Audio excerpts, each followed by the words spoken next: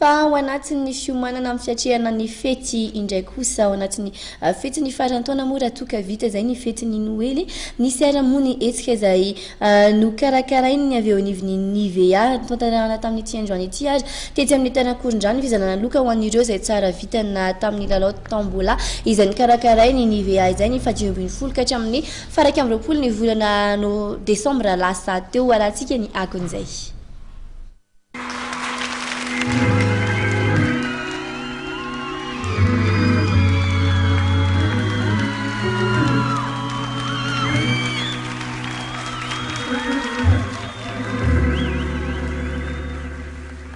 Ankoatr'ireo izay efa nahazo gadget maro nandritra ny 3 volana izay nisian'ny lalao tombola nikarakarain'ny Nivea dia mpandray anjara enina tsara vintana no nahazo loka lehibe ka nitanterahana ny maraina teo communautaire Angondrano ny fizarana ny loka. Raha tsy aivina dia ny 15 oktobra hatramin'ny 1 Desambra lasa teo no notanterahana ny lalao.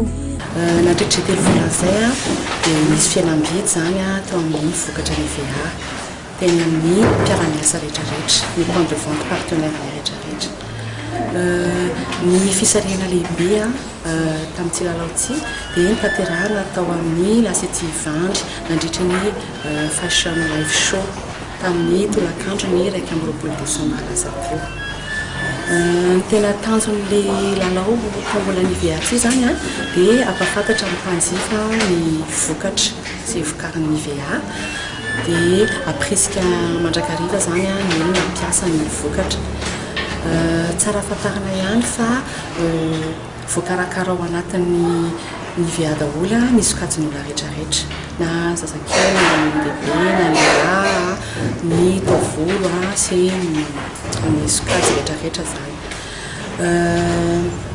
Manarak'izay dia mahararoatra zahay misaotra ny mpandray anjara rehetrarehetra na ny mpanjify zany na ny olona rehetrarehetra izay niara-niasa taminay tao anatin'izay ny magasin Isor, Jumbo Sport, Chaufferie Antso sy ny maro samihafa tsy voatabetsy eto daholo dia miarahaba ihany koa ireo tsara vitana ka voasarika ny anarany tamin'ny sabotsy 1 Desambra.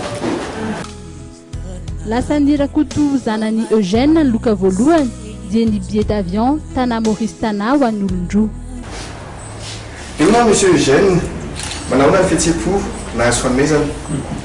Tena marina dia rehefa hanomezana fa tsy napozina mihitsy hoe azo zany ny eritreretana fa dia fifaliana lehibe mihitsy za satria tena surprise goavana ao analy mihitsy satria tsy nanamponinina mihitsy aho dia satria mividy produit-ndreo mandeha dia nanao any tombola dia izay fa tena fifaliana tsy manana akambara mihitsy fa dia azo mampasahina anay ve hoe taiza anao nividy dia ina ilay zavatra nividinao?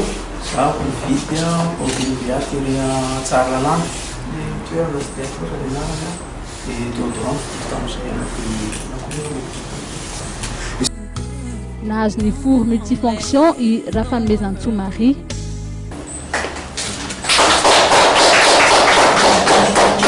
Dia ina madame mba lazo ankenanay ohatsy ny ahoana ny fihetsem-po?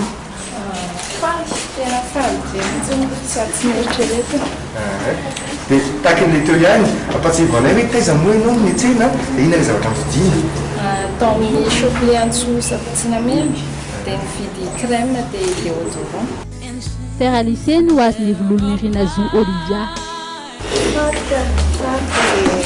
Tsy namako koa raha mbola nanana kasany teo hoe raha voasarika tao anatin'ilay izy dia tampoka zany no farany.